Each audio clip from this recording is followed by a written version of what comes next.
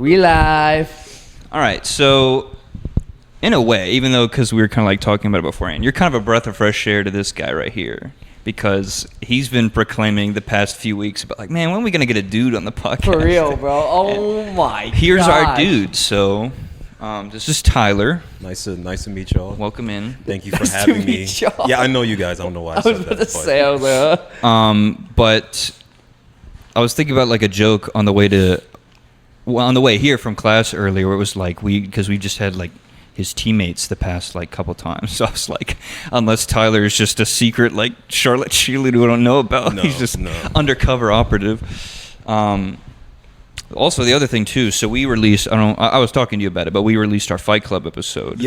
Today, and we can get into that as a part of your topic. But Tyler was like the imaginary character basically in the movie. So I was like, when I'm going back and editing this, I was like, was Tyler actually like on the couch, or he's just a figment of our imagination? Of your imagination or mine? Exactly. I guess we can go ahead and start with that. So we released our episode. You can watch it again if you want to, but I thought it was pretty good, bro. I liked the movie. Yeah, I really liked it too. You thought it was pretty good? Oh, it was phenomenal. Yeah, bro. It's one of those like real mind bending movies. Like I remember one time my dad told me him and my mom went to go see it when it came out, and I asked him about it like years later because obviously I was only 2 years old in like 1999. But he said he walked out the theater and was kind of like when the ending shows up, he was kind of like, really? Like looked at my mom and was like, are you serious? Yeah. like he was kind of upset, and I was like, that's a really good movie, man. That was a twist no one saw coming. Yeah. You know? But no, man, I really like it. Like the performance, the dark tone. They said it's like a message for like society, but Yeah, I agree completely because that whole movie just kind of it gave me like, I don't know if you've seen this movie, but like Truman Show. It's kind of like similar to that. Yes, I really like that movie. Very similar, not the same message, but like similar idea of like the dark tones. Well, I guess Truman Show was kind of like happy, but like there's a darker side to it. While like Fight Club was just all dark, basically. Yeah, pretty much. It really scared me when I watched it, bro. The one thing, dude, we also pointed out during the episode was you were telling me that you feel like every minute of that movie. And because we were watching it like so late and I was just kind of like, all right, like we need to record after this, I was like paying attention to it. But after that, I was like, I really liked the movie, but also at the same time, I felt every 2 hours and 19 minutes of that movie. Like I was like, the entire time. And like I said, it was really good, but I was just at the end of it, I was like, oh, that was like kind of glad it was over. Yeah, that was a really long time. Because I thought it was gonna be like, because like the older movies, I feel like they didn't really go past the like 2 hour mark that much. So I thought it was gonna be in that like an hour and 45 category, something like that. But before we started, I was like, fuck. The scene to me, low key, which is a drag, is when Edward Norton's character, which is the narrator, because I was the whole time I was watching, I was like, where's his name at? Like we talked about that actually. Like what is he? What is he doing? But when he's traveling and he's going to like the different airports and stuff like that, that's kind of where I almost like fell asleep and was waiting. Yeah, that was a pretty like weird segment. Agonizing. But you know, Brad Pitt with a shaved head, that was a vibe. I'm not even gonna lie. Dude. I have Fight Club soap. You have what? I have Fight Club soap. Like the one that he made or whatever. Well, like this website that I usually buy clothes from. They did a like the same. But you know how I told you about that Sopranos robe that I have? Yeah. The same site that I bought that off of. They were selling Fight Club soap, so it was just the pink soap with the Fight Club logo on it, and the ingredients was like goat milk and a whole bunch of other stuff on that. Was there glycerin in it? Was there glycerin in it? Yeah, glycerin was in it. I remember one time I was like, you know what? Because I bought 2 bars because I was like, I'm gonna actually use one. Yeah. And the other one I'm gonna save. And I put it on my skin, and I was like, you know what? This isn't for me. I was like, maybe this is just a good movie memorabilia type of thing. Yeah, I feel like it is. So do you have it like in your room somewhere? Oh, dude, I have it in my drawer in my desk. Really? That's cool. What a great way to memorize it, huh? You know, so whenever people come over, I'm just like, hey, just so you know. First rule. Good conversation starter. Girl, move past that Fight Club soap real quick. Get past that. You'll find the real vintage movie stuff. Vintage movie stuff. Does it have its own like little like unique box, like little soap box? It's wrapped in like oh my god, it's just wrapped in like plastic, bro. Really? Yeah, it's just wrapped in plastic. It has like the Fight Club logo on it, and it has a sticker on the back with the ingredients. I spent.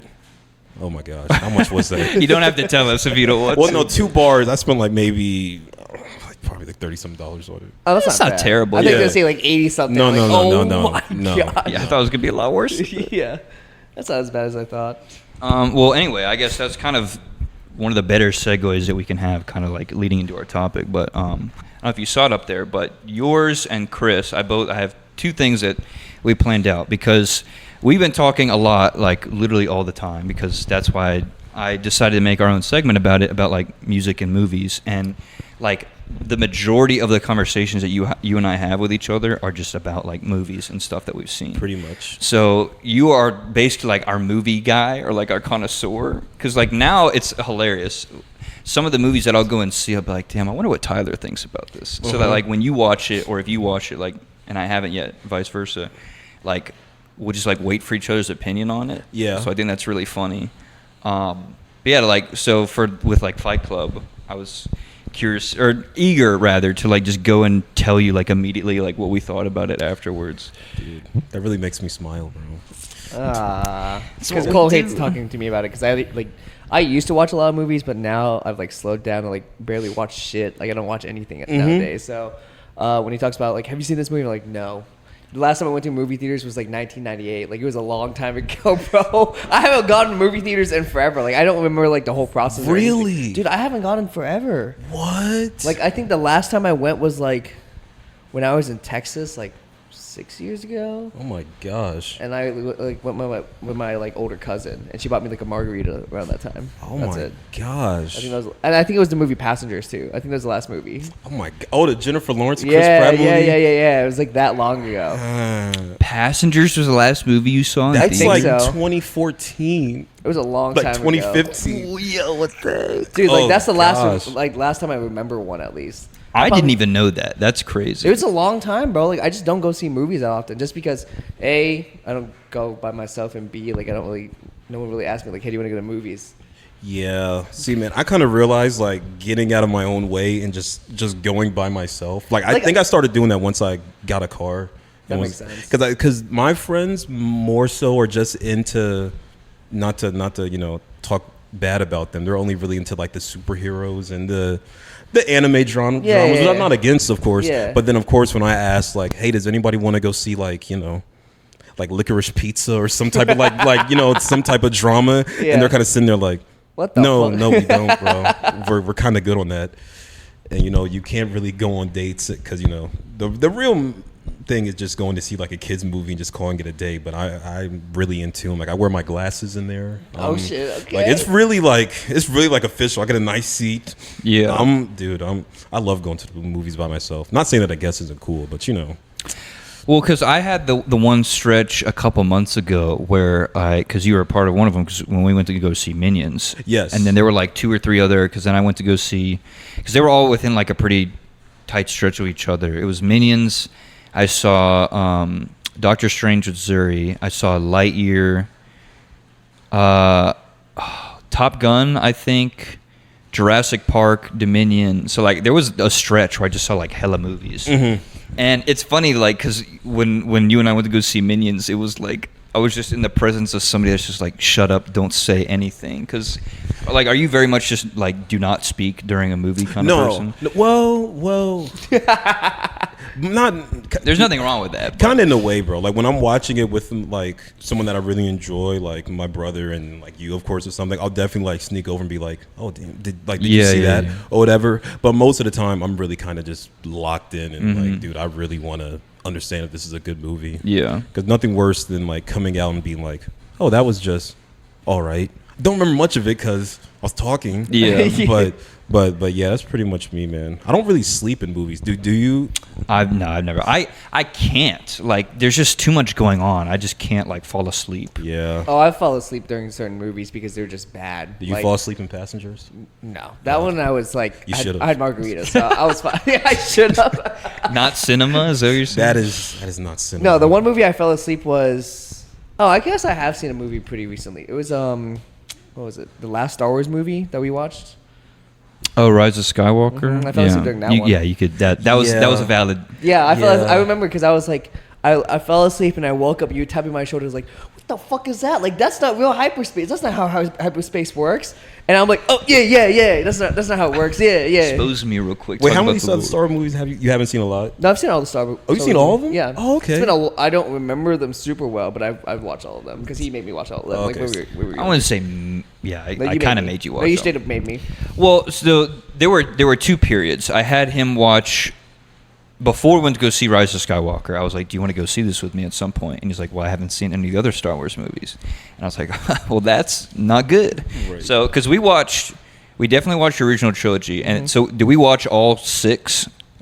Leading, well, at that time it was 8. So we watched the original trilogy back in like the 70s and 80s.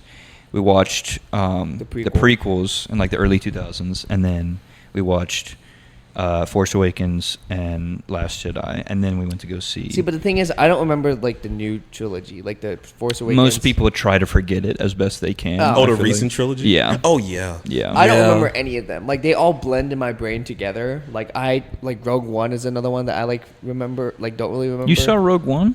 Long time ago, yeah. Because I don't think that was a part of like the list that we watched. I thought you liked Rogue One. I do. I like Rogue One, Yeah, but I don't think in terms of like what. Because Rogue One didn't mean anything to the movie that him and I went to go see. Yeah, that's what I'm saying. Because I remember watching this, and I think we watched it together, or I watched it with someone, and I think I talked about it with you, and you were like, "That's not canon. Like, that's not really a part of it." Oh yeah, that sounds familiar. And then I was like, "Oh wait, I didn't know that. That makes a lot of sense. Why this is boring, basically." Dude, I'm telling you, like, nothing's worse, especially because when was the first Force Awakens? Like 2015. 2015. Yeah. And I remember watching the trailer during like I think a Monday Night Football game or something like that, and I was like, oh my gosh, they're bringing back Star Wars. Like, you know, there's a will to live. Then I went out there. I remember I saw that with my brother and my dad, like in IMAX, and the experience was good because IMAX is a really great format. And then we walked out and we was kind of like, they make more of these. Let's see. And then I think after that, is it the Last Jedi? The Last Jedi. Yeah. I was like, you know what? We might need the. And then Solo too. Also. Yeah, a bunch of people hated that. I never watched that one. That one I never watched. I don't think Solo is that bad. I don't think it. So. Because that was the other thing I was going to get into. So like you and I generally we have like pretty similar opinions on movies. I don't like really remember Solo very well, which I guess that might speak onto like how much I liked it or not. But I didn't think it was because everyone was saying it was just like a terrible like. Because a big problem too that people were getting into was like Star Wars just turned into some big like SJW like movement and everything. Yeah. I didn't really see that in that movie, but I didn't mind it. I thought it was pretty good. But. Yeah, I mean, I only really went because Donald Glover, the one who played Lando. Yeah. I'm a big fan of him, so I was like, oh, he's gonna play that. I was like, I'm gonna go see it. Yeah. Like, Han Solo is whatever to me. Like, you're not Luke Skywalker. Who do you think you are? Yeah, like you're cool and all, but that's the only reason why I went to go see it. Then after it was over, I thought it was good. Now, mind you, have I ever seen it again? No. Yeah. Oh, for sure. No. Yeah. No, I'm not getting on Disney Plus and be like, what I haven't seen in a while. Yeah. Watch Solo. The one thing too. And then you because you can speak on if you remember Last Jedi that much at all. Okay, cool. Great conversation. I think in a certain way that movie gets a little bit more hate than it should. The Last Jedi? Yeah. Okay. It's not fantastic. Yeah. Because you and I we've had our go on like Love and Thunder and like I know we don't need to get into that because he still needs to see it. He still hasn't seen that movie. See, so the last MCU movie I watched was Far From Home, or No Way Home. Sorry. No Way Home. That was so the last 2021. Yeah. Oh, so then I it guess was. that's He saw that, but he hasn't because Shang-Chi and Eternals came out before that. He hasn't seen those two either. Shang-Chi, that's really good. I don't good. care what the people say. Yeah. Oh, I love that movie. It's so good. Some of the best fighting too. Eternals, no. See, that was the other thing too. Like Blake and I were actually talking about the other day. I liked that movie. You did? I didn't think it was a masterpiece, but I liked it. But my thing with like Last Jedi, the entire segment where Finn and Rose, I think is her name, were like on that planet in the casino, like terrible. Yes. That entire segment could have just been completely scrapped. Yeah. But like, other than with like some decisions they made with like Luke and everything, I know a bunch of people were up in arms about, and then like that, the girl going into hyperspace and just like ripped the ship apart. Everybody had a problem. I think for me, and I'm curious to get your opinion on this, like, because we talked about it even too with like Fight Club. cinematography and just kind of like directing in general sometimes for me can like up a movie a little bit more than it should, because like if you're just talking about the story of that movie, yeah, it's probably like we don't talk about that much. Right. But like, because the new trilogy, people like, it's renowned for like camera shots and like, which is going to be the case because they're pumping millions of Disney dollars into making this. Disney dollars. But yeah, like I don't know, I thought the cinematography was pretty good. I was a fan of, they kind of like JJ kind of like broke it, I guess, in the third movie, but because I don't know if you remember this, but like the Force bond that like him and Rey had in The Last Jedi, where they would like talk to each other. Oh. I really liked that. I thought that was really cool. And then when JJ started to make it so that they could like literally like take stuff from each other, that's when I was like, and you lost me. So, well, they also kissed at the end, didn't they? Even though they were like, everybody hated that too. Yeah, I just shot water all over. Wait, who kissed together? Rey and Kylo, like at the end of Rise of Skywalker. That is right. They did do that. No, man, I really like cinematography, visual effects really can make it like I've seen. I can't really think of any off the top of my head, like really like well shot movies, like from a visual and like a lighting standpoint. But then if you ask me about the story or like, I just like I really enjoy a lot of good camera work, bro. Because that was our thing with Fight Club. Like I know I started it, but like we kind of had a little discussion about it. The cinematography in that movie was great. It's so good. Like the shaky camera, like they had one flashback with Tyler where he was like, one scene in particular, like the whole I think was it the scene at the end where it's kind of like one scene I think is when he's fighting Edward Norton's character and it's like shot through the security camera. Yes, that footage, you know what I'm talking about? That was amazing. That was really good. I really do enjoy a lot of that stuff, man. Like there's good directors who have just like good like things about them that like another director doesn't have. Like some directors I only watch just for like directing alone. Yeah. Like Paul Thomas Anderson, he's a pretty good one. David Fincher, the guy who made Fight Club, you know, he did like The Social Network and stuff, but he also tells a really good story. Mm-hmm. You know, you got like Martin Scorsese and Spielberg, Tarantino, yeah. I think Tarantino more so for his camera work than his actual like story. Yeah. So you know, because a lot of people love Pulp Fiction and stuff like that. Oh, you like Pulp Fiction? I did watch that. That was a great movie. We watched it like years ago. So that one is always so interesting to me because I watched Pulp Fiction because I had always heard there was just like a really good movie and people would like, because a lot of my movie influence comes from like TikTok. So like I'll see scenes from certain movies and I'm like, oh wow, that looks really cool. And I think maybe Pulp Fiction was a part of that, but again, I just heard for years that it was like really good. So I watched it myself and then I proposed to Thomas one day. I was like, hey, we should watch this movie, even though that like generally speaking, like that's not really the kind of movie that you watch. I agree. But yeah, like I think we like went to your house or whatever and we watched it and he was like, damn, that was really good. Yeah. And it like surprised me because that's not something that you would like normally go out of your way to like watch. Well, like I said, I don't really go out of my way to watch movies, remember? 'Cause, I just don't watch movies out. But I guess more so it was cool to me because like over the years when we would talk, because this happened like 4 or 5 years ago or whatever. Yeah, this happened like when we were seniors in high school. Like, yeah, it was a long time ago. And then like from then on, when we would talk about movies, he would always bring up like Pulp Fiction and talk about how much he liked Pulp Fiction, which Pulp Fiction is a really good movie, phenomenal movie. Like, but it was just it was cool to me how like that one kept coming up. Wait, so you say you're not a fan of like the like violent movies like that? No, I never said that. Like it's just, I never really went out my way to watch those kind of movies. Oh, I got you. Just like I mean, just in general, like I don't really go out of my ways to go watch movies. Like if it's free and like if I'm feeling watching it, so I'm just like go online and find it online and watch it. But like, I don't know, I'm just not. I love movies. Like I used to be a huge like horror movie guy. Like I watched hella horror movies back when I was like in high school. But after that, like I kind of didn't really watch many movies after that. I still have yet to overcome my fear of horror movies. Bro. Really? Dude, I'll sit and like if someone like really tells me like, can we please watch this? Like you're really gonna have to beg for me to watch a horror movie with you, because most of the time I'm gonna be like, no, can we rather watch like something else that I've already only seen because I want to put that person. That's funny it. because maybe it's just like my memory, because like a lot of my friends, like one of my best friends, he loves watching horror movies, but he regrets it every time because he has like a really good memory and he like remembers it. So like his first horror movie he ever watched was The Ring, and he when the lady like comes out of this TV. Crawls on the television. Yeah, yes. so he said like for 4 years he was like afraid of like telephones and TVs. Like he never like went around them for 4 years. I don't blame you. What? And then like when I watched it for the first time, like I forgot what the plot was afterwards because like I just have a shit memory. Like I forget things really, really easily to the point where like people could tell me secrets and I would be like, wait, what'd you tell me again? Like I like yeah. So like that's why horror movies are great for me because I love the horror movies and I love the jump scares, but like they don't. Like I forget them afterwards. Nah, I'm the exact opposite, bro. I'm only gonna watch a horror movie if someone else has seen that horror movie, just so they can tell me, all right, so something's about to happen here, just so I can brace myself and be like, all right.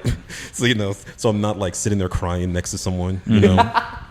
That's so interesting because like I only know 2 people that like loves horror movies as much as I do.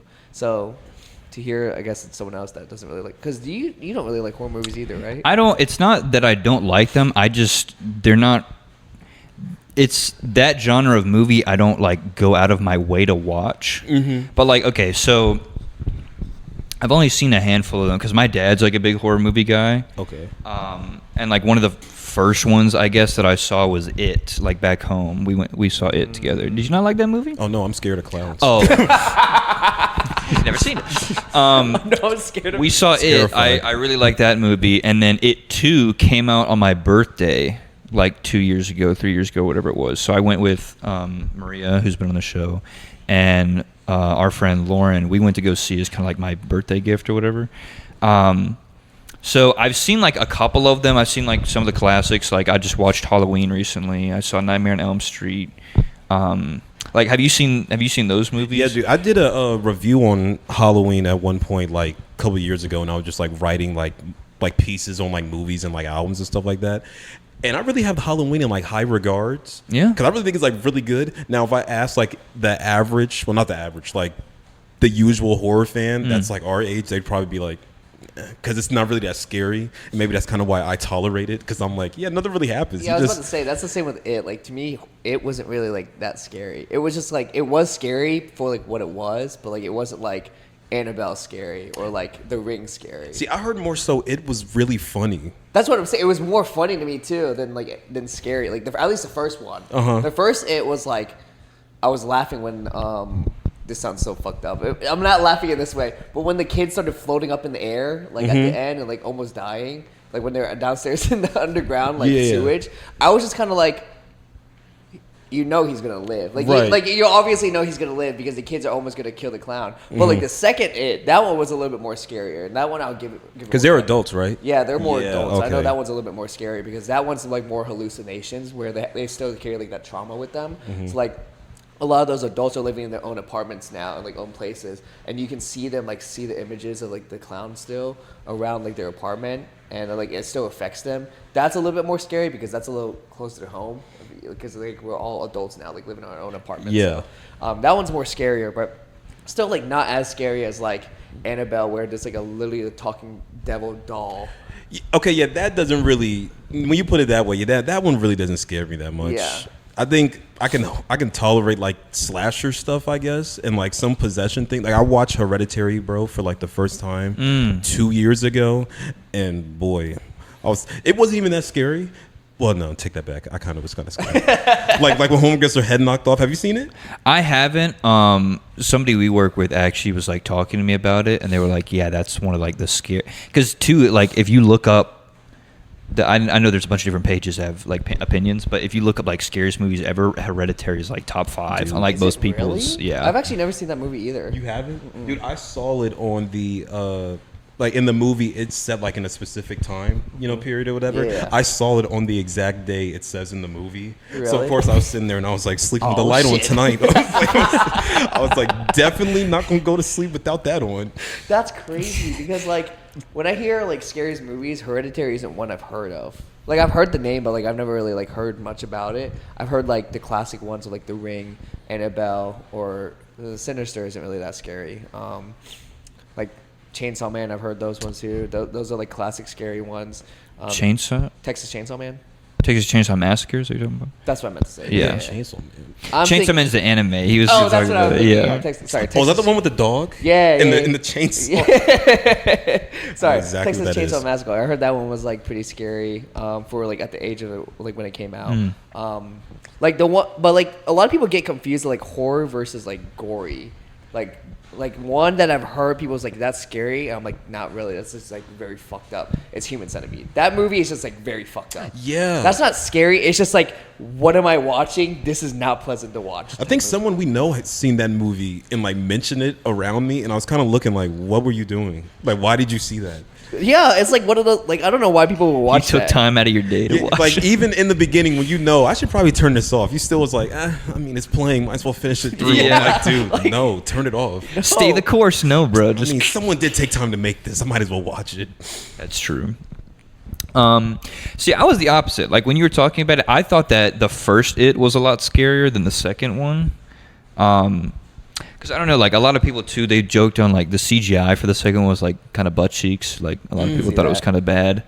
You know, the first one, like also I think they did it really well because the kids too that they like picked for that movie did a really good job too. Not that like the adult actors were bad, but I don't know. I feel like for that first one, they just really just kind of like dialed it up because they were like kids. So you're just kind of trying to think that like he's a clown, but like when they're adults, they're more like they pay mortgages and stuff like that. So it's like, did you actually know the kids like playing in like the It movie? They never saw like what the clown looked like until they filmed. Mm-hmm. So like the actual genuine like those reactions are like actually genuine because they've never actually saw what the clown was beforehand. Which like that actually makes the movie 10 times better because it actually shows their genuine reaction and like their actual, I guess like feelings of like how towards a fucking clown because that's like I don't like clowns either. That's I remember when that movie came out and it made so much money like at the box office, and low-key I think I was just being a hater because I was looking at it and I was like, I'm really going to see this movie, but in reality it was because I just don't like clowns. So I was like, dude, why is this making so much money? Like, have you ever seen like the very first It from like the 90s? No, I've heard of it, but I heard it wasn't that good. Yeah, it was like a TV movie from like 1990, and the guy who played Pennywise, his name was like Tim Curry, who's like a pretty good actor. But I saw a picture of that. I've never even seen the movie, but I saw like a distilled image of that, and he was like coming out of like the shower drain or something like that. It was something really weird. Like he was in the shower, but his clown looked way scarier than the one they put out like a few years ago. And that's when it really dawned on me. I was like, yeah, I'm never gonna like I remember one time I went to like the circus and like my mom was like really like just like, oh, go over there and I was like sitting in the aisle like, I'm good, like I hope he just goes over that way, like I don't want to talk to I'm gonna these hang out with the people. bears, not the clowns. Dude, I'm telling you, dude. well, so horror movies, because my dad, like I said, he's a big horror guy, and one thing, even though I don't really watch movies that much, like stories about horror movies, like how they're made and everything, I think are like super interesting because like specifically with It, they talked about Bill Skarsgård, like he can do that face that like Pennywise does by himself, and like one of the other, because I heard about where they didn't really like show him on purpose so that they could like genuinely be scared about him, but they talked too about how he would just like completely get into character, and I forget the kid's name, but like one of the boys that they were acting with, he was like doing a scene with him. He was like drooling on him and just like shouting at him. And he said he thought he could see like in the kid's eyes, like he's just traumatized for like the rest of his life. And then he said they called cut, and he was like, dude, you're doing a great job. Like fantastic work with the character. And he was like, what the, like, he was like, these guys are like professional kid, like they're kids, but like they're actors. So dude, you gotta have a real drive, like a real tolerance, because I knew I would, well, I think it might be different if you're acting in it because you know what's gonna happen, like your fate. But I definitely feel like I would go to the premiere and watch myself and be like, oh my god, I got fucked up in this. If I was in a horror movie, I know what you mean. I would really want to, like, if they just told me like the lines they want me to say, but they don't say like what happens before that or like after, and just be like, all right, and go and scene, and like they just start acting and just something terrible happens and you're supposed to say like, dude, what do we do now? And you're just like crying. Dude, I'm telling you, I mean, even though I don't watch them, I can appreciate horror movies just because of like how much fun it seems on the set too. Yeah. And just like all the stories that I hear people talk about them. So, But that was the one thing too, like, because I know you don't really like horror movies that much, or like certain like clowns. You said you don't really mess with, but like because he's a horror movie person, that's kind of funny that like we got to get you to the movies more, man. I just gotta have time, bro. I barely have time. We got to get you back out there. I'm trying. That's the other thing too. Now, like that we're older, we just like we don't really find the time super often to like actually go out to the theater. Yeah, so. yeah. Like on my free time, I literally just sleep. Like I literally sleep all the time. Yeah, like I told you, like my dad resented me like recently because me and my brother both saw the new Ant-Man movie and Creed without him. Which when we were younger, you know, Wait, which one? Ant-Man and the Wasp, the Quantumanium one, that one that just came out, and we also saw Creed 3 without him because we were just like, oh, we want to go see it, we'll go do it. And I remember he asked us like 2 weeks afterwards, he was like, hey, I want to go see Ant-Man because he had the time for it, but you know, I've been at the time for it, so I went and saw it. And he looked at me, and he was like, oh, word? And I was like, yeah. And then he was like, all right, but what about Creed 3? Like, and I see his eyes kind of light up, and I was like, oh, me and Amir saw that too, and he was just like, chumps. And then he walked out of the room, and I was like, dude, I'm not at I can just go whenever I feel like now. Yeah. And especially alone, I bring my brother along with me just so he could just come with me, but he ends up falling asleep in most of them. Damn. Really? I think you told me about that actually. He dragged me to go see Ant-Man with him. Now, mind you, this isn't a good example because that movie would also put me to sleep. But Did it really? I heard it. I didn't know it was that bad. dude, It wasn't bad. It was just very like. it was very like because there was already expectations of what people thought the movie was going to be, and then once you see it, you're kind of like, it just didn't meet expectations. dude, it did not meet my expectations at all, dude. Yeah. So that kind of like made me upset. But yeah, he ended up falling asleep. Like I looked over and he just was like kind of slouched over, and I was like, dude, get up. See, appreciate you. See, I think that in a certain way, I think that's kind of like what killed the new Doctor Strange a little bit because. Like, okay, Blake, for instance, Blake's one of those people that if he watches it, I have no problem telling it to his face. He's one of those guys that would just like read what happens before you go and see the movie, or he'll just watch like and know what the plot is. And I'm like, bro, that's not fun. Yeah, that's not fun at all. Like, I don't like, because my dad, he started now too, like he'll know that something's coming out, but he just won't watch the trailer because he doesn't want to see like anything that's in the movie. Which I can respect, but also like when I see a trailer, I'm like, click, and I'll watch it like 4 times. Yeah. Where was I going with this? Talking about Blake. Yeah, but he'll just.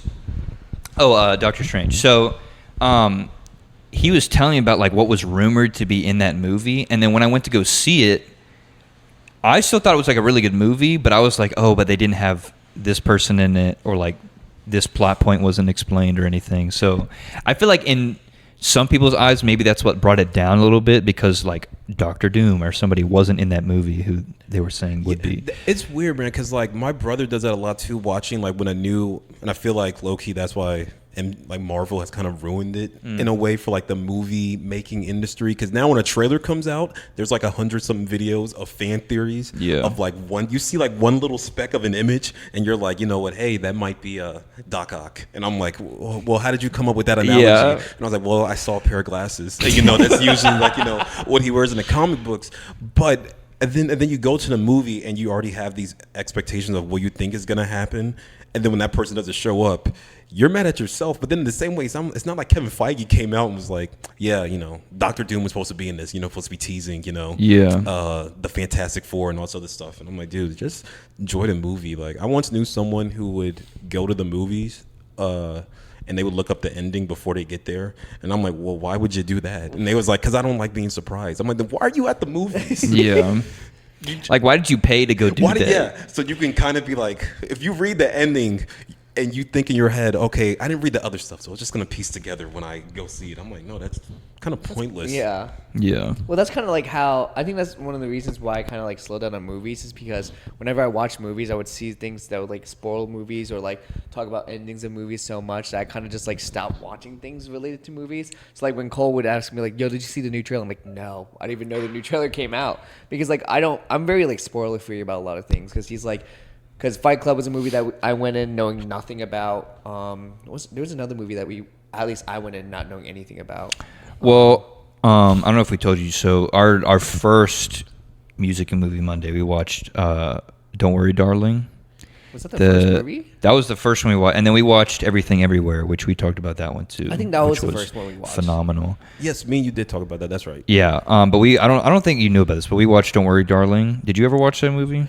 Hell no. Okay, Good. So good. So that's another one of those kind of movies. So at least in our eyes, when we talked about it a little bit more afterwards, like stuff started to make more sense. But like kind of our knee-jerk reaction to it was like, this movie was garbage. What I heard was really like overly sexualized for like no reason. That was the joke where it was just like Harry Styles did some things to Florence Pugh for like a good majority of that movie. He like they did stuff like 2 or 3 times, but it really wasn't like that was blown up a little bit more than Florence Pugh doesn't deserve that. Oh no, Such for a sure. great actress. But she was like the best part of that movie. Oh yeah, I'm not surprised. She killed that role. I'm not surprised. But yeah, just like but a lot Harry of other Styles things. and everything else killed the movie. So. Oh duh. Yeah. Because Chris Pine's also in that movie, right? He did really good too. I enjoy him. I like Chris Pine. Yeah, I enjoy his. I haven't seen none of the Star Trek movies. You haven't seen any of them? Dude, you know what's weird? Like what he just said They're about really good, too. About like watching trailers and stuff like that. Like when the first like pretty much when all the Star Trek movies came out, I would rewatch the trailer like over and over again because it would have like a really good backdrop like for music, like the song playing it and like different like cool like Benedict Cumberbatch is in like the second one and all type of stuff like that. Now, when I go see it, I would just be like, no, because for some reason I'm like, I'm already into Star Wars. I don't want to fall too deep in this rabbit hole. Yeah. I feel like it'd be like too confusing in a way. But like, I've heard good things about those movies though, because J.J. Abrams did those, right? Mm-hmm. The second one, Into Darkness, is like a really good movie. Like partially because Benedict Cumberbatch was just like he just borderline kills like everything that he's in. Like he just does such a good job. Because people too forget, like, because we went to go see in middle school on a field trip. We went to go see like the Hobbit movies. Did we see 2 of them or just one of them? We saw one. But he played Smaug in those movies, like the dragon, and like I forget that all the time. But I didn't even know that. Randomly, I'll just like go down a rabbit hole on YouTube and just like rewatch the scene where he speaks because his voice is just so like, just fits the character like so well. Bro, he has such a deep catalog. He really does. He really is versatile. Him and Tom Hiddleston, who plays Loki. Yeah, I know who you're talking about. They like their range is like ridiculous. Yeah. Because another movie that I would gladly go back and watch with you, and I think I talked to you about. I don't know if you've ever seen it. Imitation Game. I talked to you about it. I don't know if you ever saw it. Yes, you talked to me about it. Still haven't got to it yet. Super good. And he go like, okay, because Benedict can go from playing Doctor Strange or like a dragon to playing Like Sherlock. I I was forget about what. to say he played Sherlock, right? Mm-hmm. Yeah, he played Sherlock too, and I forget what the guy's name was in Imitation Game, but he played like a British mathematician or something, and he was like phenomenal. He was, I think, like nominated that year for like best actor or something. Yeah, he'd been nominated like I want to say twice for an Oscar because he got nominated for Imitation Game and he got nominated this past couple years for The Power of the Dog. Have you seen that? I didn't hear heard about about that that movie. movie. Dude, that was really good. That was really good. Now, I'm not really like a big Western type of guy because like Westerns to me are like, I don't know, pointless. Like when I see Western, I'm kind of just like, oh, this isn't Clint. Like my dad used to watch a lot of those growing up, and I would just walk by the TV because I'm like, oh, a guy on a horse shooting people. Like Clint This Eastwood. town is definitely big enough for the I'm two of telling them. you, I'm waiting for them to say, all right, and take 3 steps backwards and shoot each other. But like Draw. But like The Power of the Dog, bro, it's really, like him, Kristen Dunst is in that movie. She was nominated. She made me just like not like her that much. Really? Like from Spider-Man because I hated her. She played Mary Jane, and You hated her in Spider-Man? And like with the Tobey Maguire Spider-Man, bro, because she just kept being like a "Do you love me?" and he just like saved her from a burning building or like it was. Well, no, it was that, but also too, I heard like when like this new trilogy of the Spider-Man movies came out, she was just like duking on like the plot and like Zendaya as like MJ and everything. Like she was very critical of it, and I was like, shut up, like Just Really? jealous, Yeah. Because like I guess of all the success that the movies were having, she was just like, man, like you guys are this new generation. Now that you bring it up, I will agree. She kind of did. If you watch all 3 of those movies, there's at least 5 scenes of her being like looking at Toby with like teary eyed, just like, are you gonna say it? I'm Yeah. like, if you know he loves you, does he really need to? Yeah, what? And I'm like, girl, his part-time job is Spider-Man. I mean, to be fair, like I haven't like, come on now. I haven't seen her in anything else, so like I can't really give a definitive, like I just despise her as an actor or actress rather, or like person, but I don't know. She was good in that, man. She was really good in The Power of the Dog, but I understand what you mean, because like when I put it on, I was kind of thinking to myself, I was like, oh man, I was like, you should be like thrown out of a building right now, yeah. you know, with webs, you know, slung around you. So all the talk that like already we've had about movies and everything like that. So one question that in all the conversations that we've had about them, I don't think I've asked you this question, and then it can lead into kind of like a category, I guess we can do. So for you at least, what for you puts or separates like a good movie or like one that's just kind of like, all right, like money well spent or whatever, from like something that's just phenomenal? Like, is there something that like definitively sets it apart from other movies, or no? Like in terms of like, was it enjoyable, or like in between like the camera work and that type of stuff like that? So yeah, so like, okay, Everything Everywhere, just because we've watched it and we've put an episode out on it. Did you watch that movie? Yeah, right? yeah. I cried in the theater. Yeah, okay. So like a movie like that, where I literally knew nothing about it. I just knew that like the guy, I always forget his name. Like the guy from the Goonies was in it. Yes. Who we actually talked about this the other day, that like this past Oscars was so huge because Brendan Fraser won for The Whale, and the guy from the Goonies and Everything Everywhere won for Best Supporting Actor. And they both told stories about how they thought like Hollywood gave up on them, and for them both to win, not just at some point, but like in the same year. It was like a really monumental thing and everything.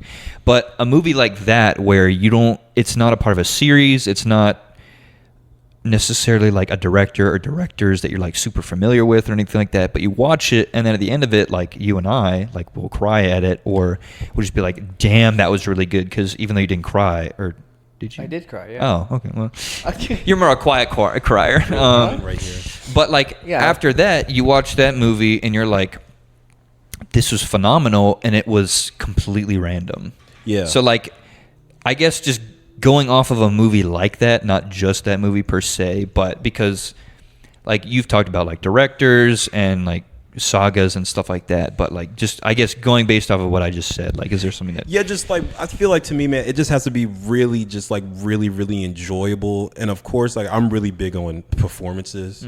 Like I just like, if I can feel the actor or actress like going through it, like I can actually tell like Denzel Washington is a good example, bro, of like he only really has like 2 maybe phenomenal movies. Everything else he's just good in, because he's probably one of the greatest actors of all time. But like story wise and everything else, you kind of like, oh damn, like this work is not good enough for him. But I think that's more so for me, like just going to the theater and just feeling so interconnected with it that I'm still left with it like when I leave. Like I've only had that like on a handful of like movies, and Everything Everywhere All at Once was one of them that I have phenomenal. Did you see that in theaters? Yeah, dude, I saw that I think like a couple weeks after it came out, and I was kind of just like you. I had no idea about this. I think I maybe saw the trailer, but not obviously it was enough for me to push to go see it. And I'm sitting there, and I showed up like 10 minutes late because I had to get popcorn, so I was standing in line. And then I ended up walking in the beginning, and it's kind of the scene where they're at the table getting ready to go to the IRS. To go meet the IRS, and I was kind of still just like, oh, okay, so I must not have missed much. But bro, what I'm telling you, what's that movie? Is that movie 2 hours? It's like 2.5. I think like it's pretty long. 2:15. Everything else is like really, really good. Like with the raccoon, Ratatouille, and and everything else. And but I think once they showed the daughter being like the villain of the problems, but then you realize just because the mom is so like emotionally detached from the daughter, dude, like when they go back to the laundromat, I'm in there weeping. Dude, yeah, that was like a personal level for me. Like that, I felt that movie like very personal level, because that's like literally how like an Asian family is. Yeah. So I'm just sitting here like, wow, this is just so close to home. I'm telling you, dude. Almost texted my mom that night too. Like great representation and all that. Mom, I love you. She's like, what? Okay. What is this? But it's weird, dude, because because I have like movies that I think are like really, really good. Well, not even they're enjoyable to me. I think for nostalgia purposes, but I would never put that on when I'm with like you know, like Surf's Up. Yeah, Dude, I think the movie's phenomenal. yeah. Like the Penguin movie, I was the about to Penguin, say, like the dude, Penguin movie. I don't care. That movie is as good as it gets. But now, mind you, No, I agree. It's because me and my brother watched it a lot growing up, so that's kind of like you know, like really just connected with him with about that movie. But you know, like there's like, you know, movies like, you ever heard of The Rundown? Oh, I've heard that movie. Who's in that? The Rock. That sounds familiar. The Rock. Do you know who Sean William Scott is? He's No. You ever heard of the dude like Stifler from like American Pie? Oh, He's in something. I think I else, know too. you're talking about. Oh my gosh, he was in like Ice Age and a bunch of stuff. He was like in Dudes, Where's My Car? Let me look up the picture. He's in like a bunch of crazy stuff. But he did a movie with The Rock like in 2004, and it's kind of like an action comedy. I could put that on any day of the week, bro. I love that movie so much. Mind you, it's really not that good. like it really is not that good. Like if it would have came out like probably in the 90s and 80s, people would have been like, it was a classic because, you know, buddy movies were really popping at that time. Yeah. But The Rock couldn't have done any better, man. That's his upper echelon That's to me. peak. Dude, that's peak Rock right there. It's not peak cinema, but it's peak Rock. Yeah.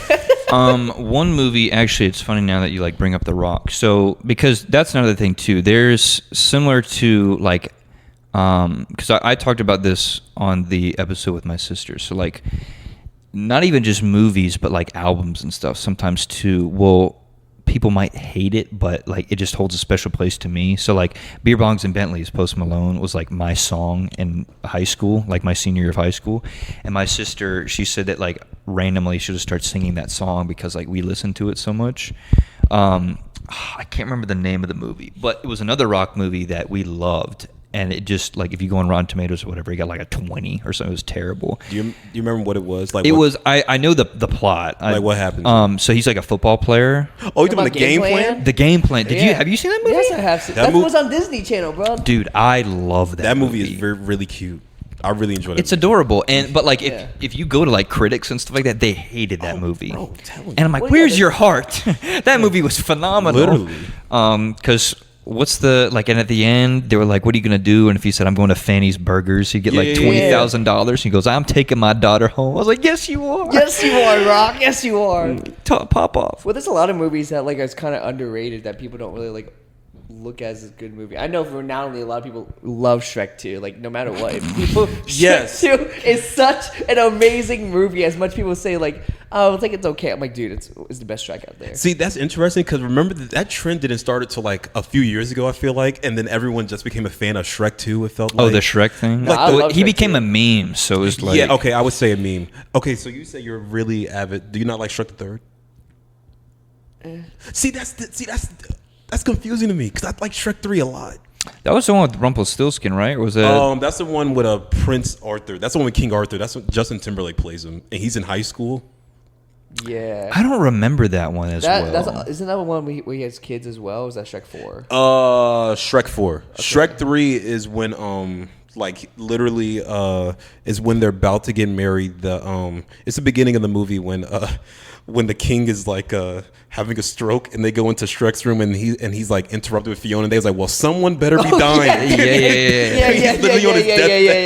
I remember that. But that's Shrek the Third, bro. I like that movie so much. But mind you, of course, Shrek 2 was like 5 out of 5. Like the scene alone that me and my mom used to talk about a lot is when they invite them to come over to Far Far Away, and Shrek like, I'm not bulging, I'm not going over there. Then of course he ends up going there, and the way like all the other fairy tale characters just burst into his house and start throwing a party. So funny, man. That was a really good scene. That is so funny. And well, just my favorite scene was like him like was it storming the castle basically like, I need a hero. That like alone is what made the movie. Like that movie was phenomenal because of that too. I think Shrek supporting characters are what makes the movie to me. Like Pinocchio.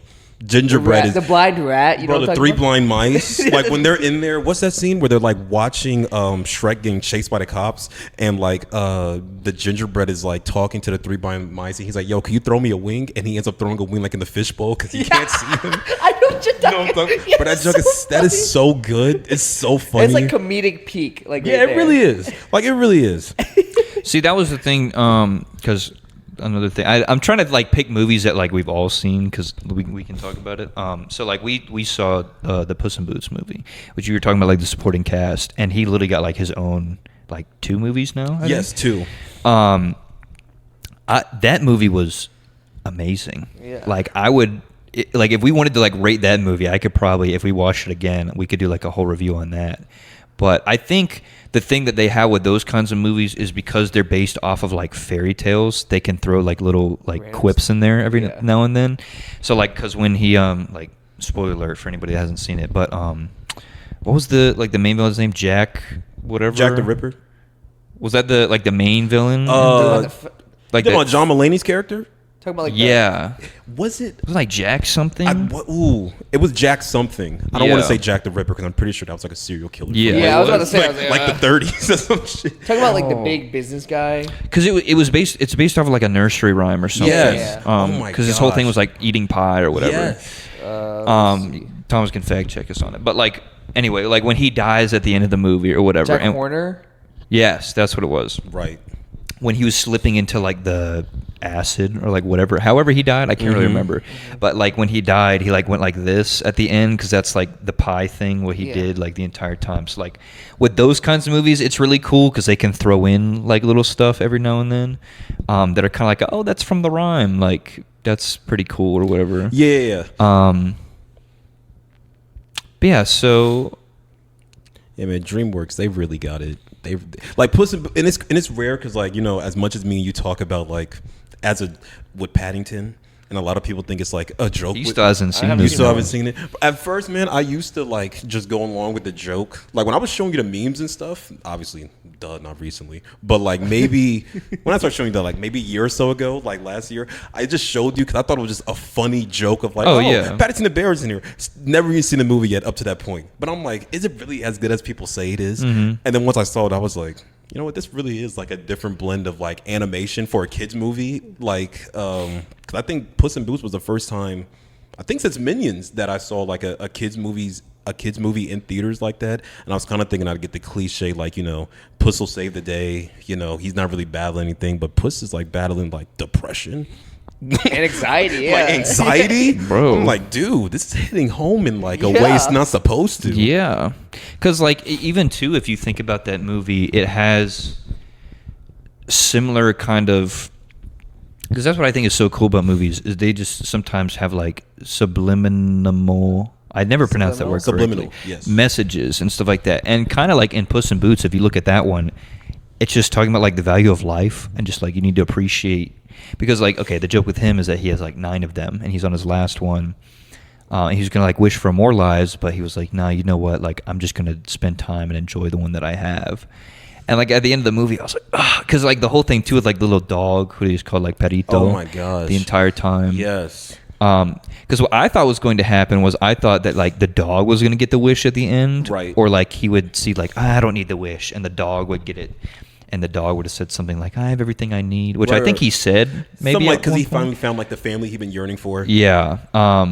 So I would watch that movie if that shit comes out on DVD. Like I know you like to buy DVDs. I'm buying the box set of that movie. Dude, that bro. shit on Peacock right now, bro. It's added to my list. We watched Really? it on Peacock. Yeah. Oh, y'all did? I Yeah. gotta emotionally prepare myself to rewatch Who has it Peacock? again. Or did you do like a trial or whatever? That was Meg's. Meg's had it. Remember? Really? Yeah. Interesting.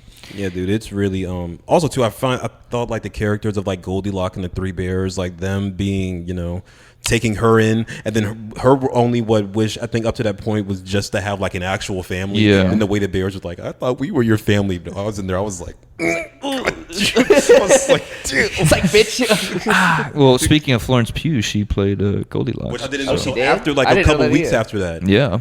I'm telling you. Which is crazy. So, catalog's so like deep. that whole cast, I think, was like John Mulaney. I forgot. Antonio Banderas, Selma Hayek.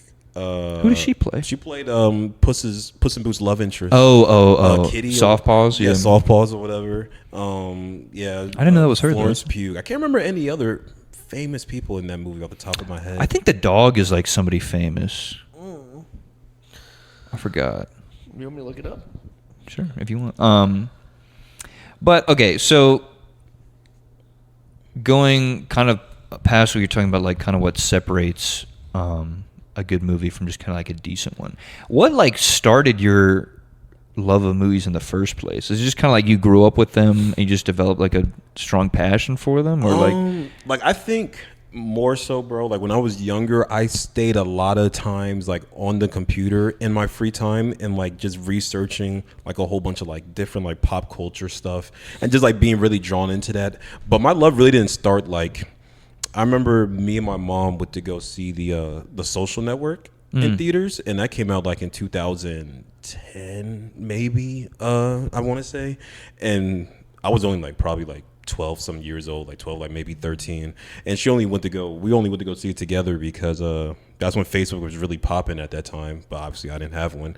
But I remember we saw it, and I remember it just clicked to me for some reason of like, this is what a movie is supposed to be like really drawn in, like like Andrew Garfield and Jesse Eisenberg, and they were just really good in that movie. And that's when I think it started clicking for me of like what a movie could really do. Like, of course, like I saw The Dark Knight years before that, and I remember my mom like told my dad, you know, don't take him to go see that, like, because he's not prepared for that. Because I was like, it's just Joker, you know, this stuff like that. And of course, I'm younger. I think he got me out of school to go see that movie, and I was like, it was either like school or like summer camp, and I was like, yeah, thanks, Dad, you're the best or whatever. Then I'm sitting there and I'm kind of like, this is good. This is really good. I don't understand it.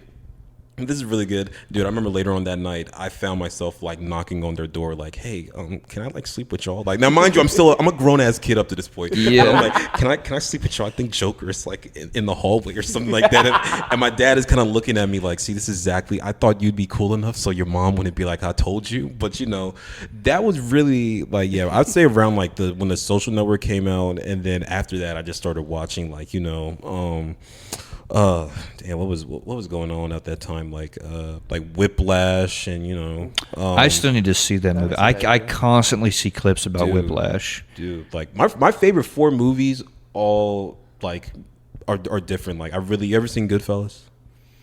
No, I think you recommended that to me. But isn't that one also too like 3 hours long or something? It's like that is like 2 hours and 45 minutes or whatever.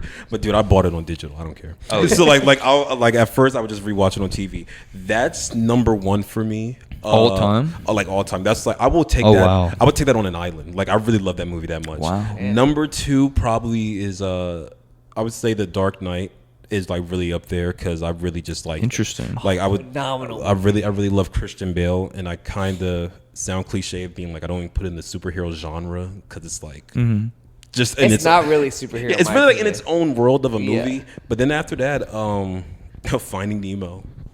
Yeah, I remember you. Wow. You're like a big Finding Nemo person. Dude, I saw that.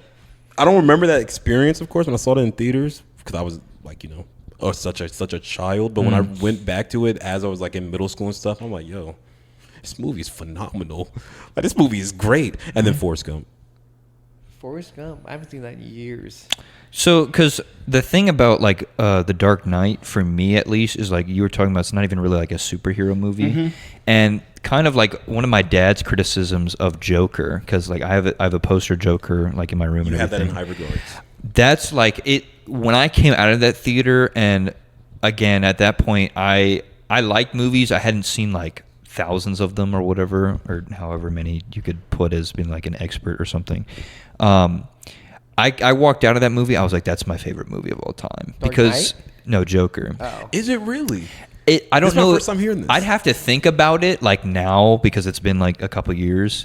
But like for me at least, that movie just had such because I know a bunch of people said that it's like a carbon copy of Taxi Driver. Yes. And like a lot of people are like, well, I've never seen that movie. I don't know if you've heard that before, but there's a movie called Taxi Driver. Is that a Scorsese movie? It's a Scorsese, Robert De Niro movie. That Joker is literally just like shot for shot, basically, like that movie. Or like a lot of heavy plot points, I guess, from Joker are like taken from that movie. Yes.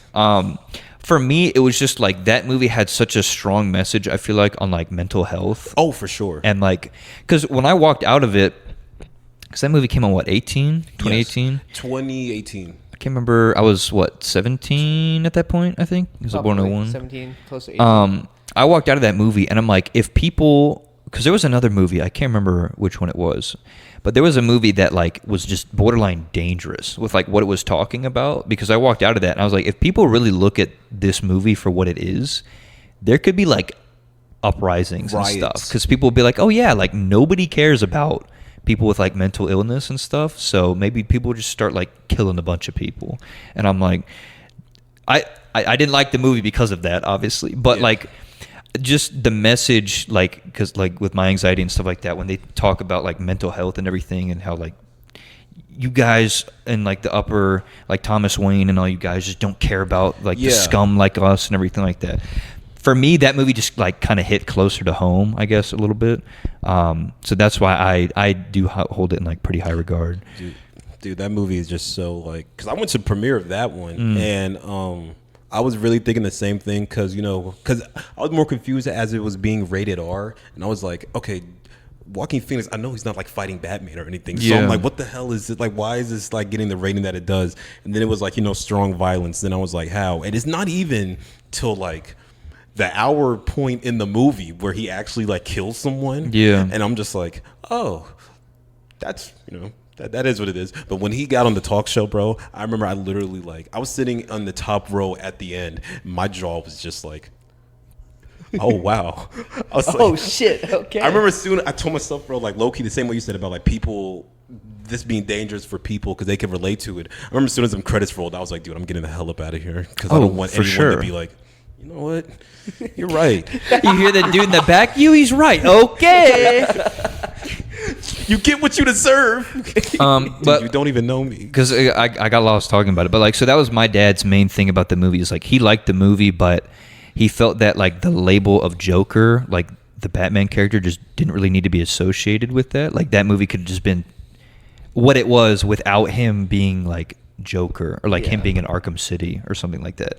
Which is like what I was going to say about Dark Knight, was like that movie's just kind of like a crime syndicate movie talking about like mob dealings, and like there's like super villains in like the real world and stuff like that. But I feel like also at the same time, it didn't necessarily, it was a Batman movie, but it was a very different Batman movie because it looked at it in like a super different way. I would say for sure, bro, Joker is like the prime evolution of what you would expect the actual Joker to be. Like, just like, some dude who wants to do good, really wants to do good by the world, but instead gets shunned out by everybody else that's around him. So of course he turns on it.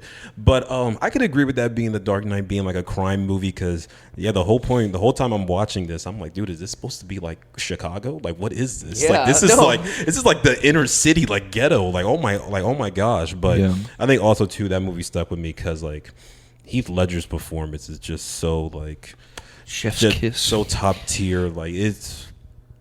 They did something in Joker that I thought was really cool, and I won't bring it up because Thomas still hasn't seen. He played the game. I was talking to you about this. He still hasn't watched The Last of Us, the show, but he played the game. I'm very. They did something with Joker and Last of Us that I thought was really cool. So, because for Joker, they made his ability, or not ability, but like inability to like contain his laughter, that made it part of like his mental, like what he had going on, which you take in a vacuum, you take like Joker or the Joker in like Batman comics, it's just like he's just clinically insane, so he just thinks that stuff that isn't funny is funny. But in this movie, it's just like he literally will just laugh at like random times and he just can't control it, so that's why he had to like carry on the card and everything. But for The Last of Us, and I'll try and like tiptoe around it as to not like spoil it for him, the thing that they did with like Henry and Sam, for instance, was not in the game. Right. And I loved that adaptation of it, like the way that they kind of like. Yeah, Thomas is confused right now. But for anybody that's seen the show, there's a certain thing about Sam's the little brother. Right? Sam's the little brother. Right? Yeah, they did something in particular with Sam that I was like, wow, that's really good. And also like when they interviewed Neil Druckmann, who like created or like helped to make Last of Us what it is. He was like, damn it, I really wish like I thought of that when I was creating these characters. Oh, he said that? Like I did not know that. Because the guy that directed or like helped to write the show directed the series Chernobyl on HBO Max or whatever. Yeah, limited series. So when they were like asking him, or like when they were interviewing him, he said, "Yeah, Neil and I sat down in a room, and Neil was literally like, shit, like I wish I thought of that for this character." Would you say, bro, real quick, that episode of Henry Sam, would you say that's like your favorite episode of the series by far? That one, or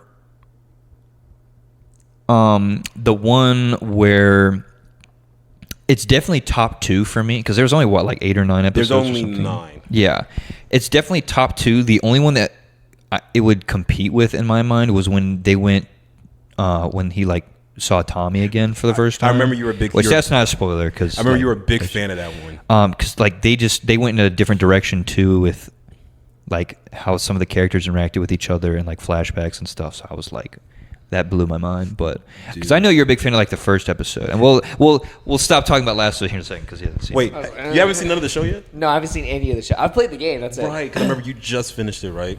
Dude, I'm telling you. I have the pilot in high regards, because I think more so I was anticipating it so much that I was like, I feel like this pilot is about to be it. And it was. I have that one in high regards, the Henry Sam episode. I'm a big fan of I was gonna say maybe it might be the one with Tess or whatever. That was like 2 or 3. Yeah, like 2 or 3 or whatever. But no, dude, the one with Tommy, that's really good. That's really good. It sucks because the finale was whatever. Well, so the first episode was borderline like shot for shot how the game starts, with the addition of like a couple of scenes here and there with like Sarah. Shut my mouth, because I was about to like talk about it. I keep forgetting that you haven't seen the show. Hey, I'm here, guys. But it was like shot for shot, almost like the beginning of the game, with like a couple scenes. I saw that on IGN, and low-key that kind of had me kind of ticked off, because I'm like, is this gonna be the whole show? Yeah. They just go shoot for shoot the game. And they went in certain directions with it. I was like, like, because we talked about it, like some of the ways they wrote the characters and everything. I was like, I kind of disagree with that. But like talking to other people about it too, they were, I think, actually like Talon at work. He was like, yeah, but if they made it like shot for shot what the game was, nobody would care, or like because they didn't change anything or like didn't do anything new. That's a slippery slope, bro. That Because I feel like the diehard fans would have been like, "Oh, thanks, you know, just ripped it off. I could have played the game if I wanted to see this." Yeah. Yeah. So okay, because you said, what was your top 4 again? It's Goodfellas, The Dark Knight, Finding Nemo. Honestly, no, I'm putting Forrest Gump in front of Finding Nemo. Then it's Finding Nemo. Do you have a 5th to complete it? A 5th movie that I would say probably my favorite. It could possibly be the Social Network. I would definitely I would say that, dude. We definitely need to watch that one, because that's held in like. Oh, no, Y'all never seen that one? That's about like Facebook. Yeah. Oh, really? I don't know Yeah. about that. Oh, is that the one with I think I literally saw a clip about that yesterday with what's his name? I'm so bad with actor names. The guy that played in Andrew Garfield. No. Jesse Eisenberg. Yes. No. Wait. Yes. Jesse Eisenberg. Yeah. He's Mark Zuckerberg. He Yes. plays Okay, Zuckerberg. I literally saw a clip about it yesterday, because it was like the guy sitting on the table, and they were like, "Yeah, this guy hacked like the Harvard network in 4 hours while he was like drunk or something like that." Yeah. And I saw that, I was like, "What movie is this?" I didn't know what it was. So. Dude, it's so good. Like it's really so good. That's why it's crazy, the fact that like I have David Fincher up there too in terms of like my favorite directors, because he did Fight Club. Like he's not really put in a box. Like he could really do a lot. Like he's done. You ever heard of Seven? I've heard of it. And that's a movie with like Brad Pitt again. That's an old movie. Yeah. He did Gone Girl. He's done a lot of interesting movies, man. I really enjoy his stuff. I'll put you on the spot here for a second. If you had to do one, could you create like a top 4 of yours all time? 4 or 5? I'd have to think about it, but I think so. Like, this is gonna sound weird, but I have a few from like when I was younger, because it just holds nostalgia in my heart. So like, this is not in a specific order, but I think Everything Everywhere All at Once, Truman Show. This is gonna be weird, but Meet the Robinsons is another one. That's a random one, but that just holds close to my heart. The Dark Knight for sure. That was one of the great movies I watched, and I don't know about a fifth one. Those would be my top 4 for sure. There was a movie I remember. This might be like a core memory for you. I don't know if you'd put it in like your top movies all time. Do you remember The Skeleton Key? No. Like years ago, and I'm gonna bring up a really weird story, and I would not put it past you if you don't remember this at all. Okay. Thomas, back in middle school, he would bring in like zebra cakes like every day for lunch, and he would like bargain with people like at our lunch table and be like, hey, if you like know this bit of information about it. It was kind of weird, but he was like, if you know this, like what's my favorite color, and the first person to say like red or whatever, he would like give him the zebra cakes or whatever. The one that I remember for like vividly, and I don't know why, was he would say like what movie is the most recent movie I've seen or something like that, and the answer was Skeleton Key. And I just like never thought anything about that because I just didn't care about movies when I was a kid. But like now that we're talking about that, I just like remember Skeleton Key, and I don't remember if you remember ever seeing that movie. But that was like a core memory for me. That sounds so familiar. See, I literally just looked it up. I've never seen this thing. Like, have you seen that thing before? I've never seen it before. Kate Hudson? It's a horror movie? Yeah. Which is hilarious because you like horror movies, and one of the first movies I ever talked to you about, like you don't even remember watching. The Skeleton Well, but Key. the thing is, I didn't really start watching horror movies that much until like high school. So like, I don't really remember watching this movie. I think so. Like, I was reading a book about like a skeleton key. Maybe that's what you're talking about. It was a movie. Then I don't remember this at all. I'm not gonna lie, man. You unlocked something when you said Meet the Robinsons. What? You just unlocked something in my mind. Like, I was really sitting back and really just so curious, and then you said Meet the Robinsons, and I was like, oh my god, that Disney movie? Yeah, dude. Okay, let me explain why. That movie's wild. That movie, okay, it's good though. It's good. Really good. Yeah, that's what I meant by because that. like it was one of their first movies. Because like, okay, this sounds so depressed, but like I didn't really have like a father figure growing up, so like, that movie's basically about like an orphan that like was placed down and he didn't know his mom or dad, but then he goes in the future talking about like, oh, like who's the father of this whole family? This is great, blah blah blah, and then he wants to go back and like try to stop his mom from putting him up to orphanage, and he's talking about like he was gonna change all of that, but then he realizes like, oh, that's not like I love the life that I have now and everything, like it's gonna lead me to a great future.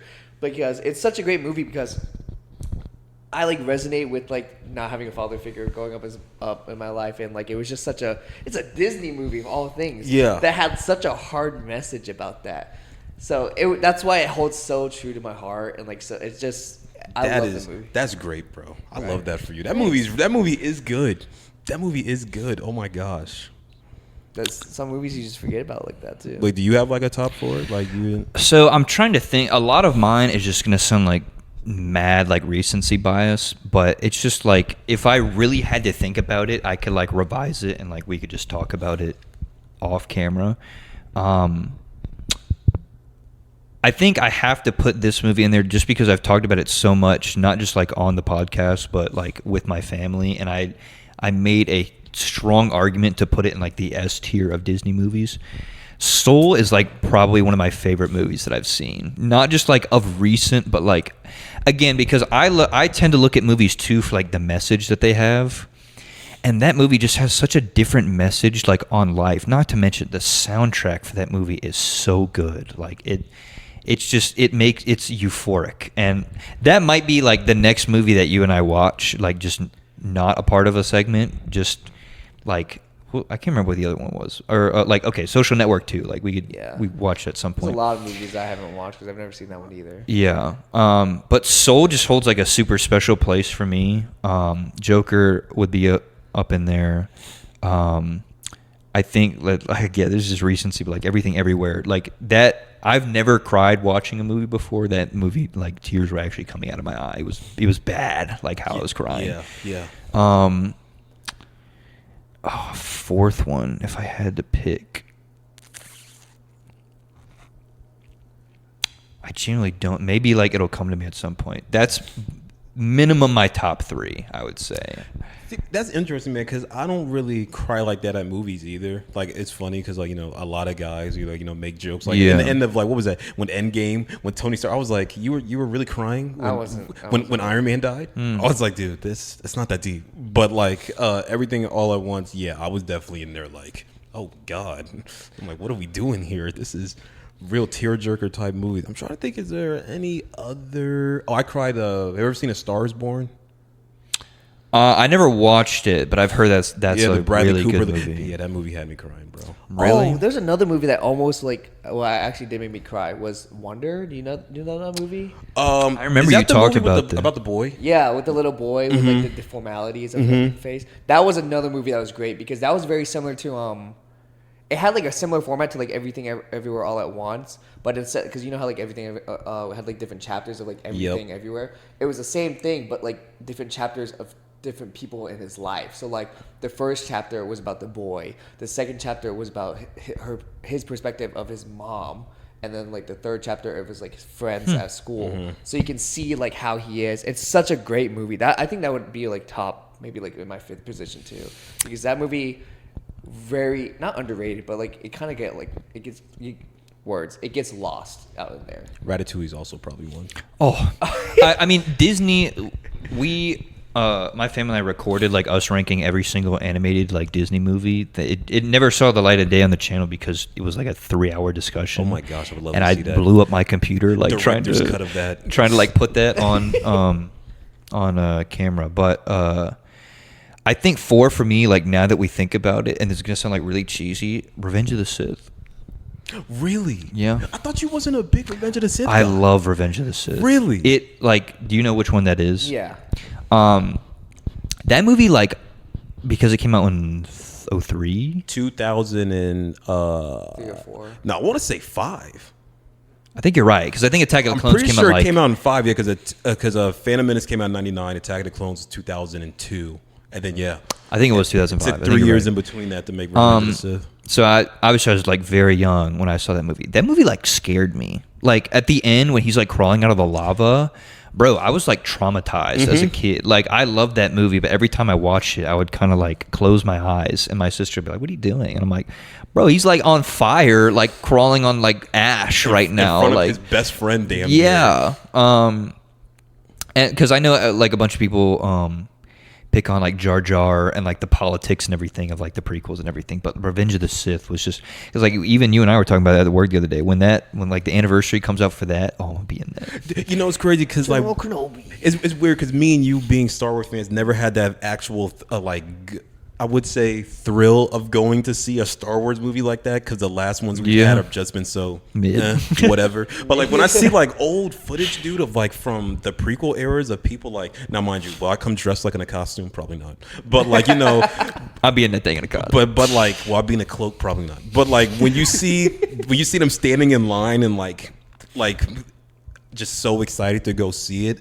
Like I've seen pictures of like the Attack of the Clones premiere and it just looked like such a fun time to be at. But nah, man, Revenge of the Sith is like, I think that's the one that really got me over with Obi-Wan. Like Ewan McGregor's character being like, oh god, yeah, he's probably. Well, yeah, because that's like when his show got announced, I was so happy because he was just like, I don't know what, but he was. Because I was also I was on the Anakin like fanboy thing like when that came out. Attack of the Clones, he was kind of like I wasn't fair like the buzz and everything with like when he was younger. Like Revenge of the Sith, Anakin is like peak in my mind, and I loved him. Like Hayden got like a bunch of hate, which is so weird. Because like when it was announced he was coming back, everyone was like, yeah. I'm like, well, like 2 years ago you guys hated him. Right. So, like what's going on with that? But yeah, no, like that sparked my love for Ewan McGregor and that whole thing. The other thing too that you kind of like touched on a little bit was the choreography that they had for like the lightsaber combat back then. When you look at it now, it's like, what are you guys doing? Like you're pumping millions of dollars into this. Please do what George did back in like 2005 or whatever it was. Because they talk too about like, because I think the way they do it is they get like, I think sticks that like have light coming out of it or whatever, and they just animate the lightsaber over on top of it afterwards, obviously. But they talk all the time about like they be going so fast. Sometimes they like clack one's hand or whatever, and you had to like take a minute because you're like on the side like, oh, this hurts really bad. But like now you look at like Kylo, or you look at like Daisy Ridley and Adam Driver doing it, and it's like in slow motion, and they just like speed it up, and it's like it's so boring to like look at now. Dude, that's so crazy that you're an avid revenge. I feel like a lot of people kind of like only like it for that one scene. Of course, it's the lightsaber fight, which obviously it's top 10 movie scene of all time, in my opinion. But yeah, like the choreography, like the visual effects, and like you said, the money that we have now, and we're not really getting the product that we kind of deserve. Yeah, but yeah, like you said, when the Revenge of the Sith anniversary come out, because it's due for I think next year. I think it's gonna be almost in the 20s at least. Well, no, it's 2025. It'll be the 20th anniversary. Yeah. So we got time, but still, if they ever want to re-release it again and put it in theaters in like 4K, oh yeah. I need to mentally prepare myself for that. Oh my god, dude! Don't put anything else back in. Well, they're already putting Return of the Jedi. Yeah, do you know about that? What? So Return of the Jedi, the last of like the original trilogy. It's on its 40th anniversary right now. Oh, really? So they're putting it back in theaters for like a few weeks. Oh, really? So of course, my geeking ass is going to that. Yeah. When is it going out? Huh? When is it coming out? April 28th. Oh, pretty soon then. You requested off for that, right? No. I already had that date. No, I requested the day after that off. Oh, okay. But but apparently a couple of people at our place of work do have that day off. So I'd probably just open and I'd be like, you know what, guys, hey. Let me throw my Yoda T-shirt on and let's go. Greetings, everybody. I heard about that though. Like 6 people requested one day off, like at the end of the month. Yeah, and I'm like, yeah. I looked at the calendar. I was like, oh, I worked that day. Well, didn't they do the same thing with like their original Avatar movie? Like that one was put back in theaters after. But that's because James Cameron's just like a money grabbing whore. Well, it was when Endgame came out and it beat the record. Randomly, Avatar like went back into theaters. Like he did do that. The timing of that seemed a little convenient. I didn't know that.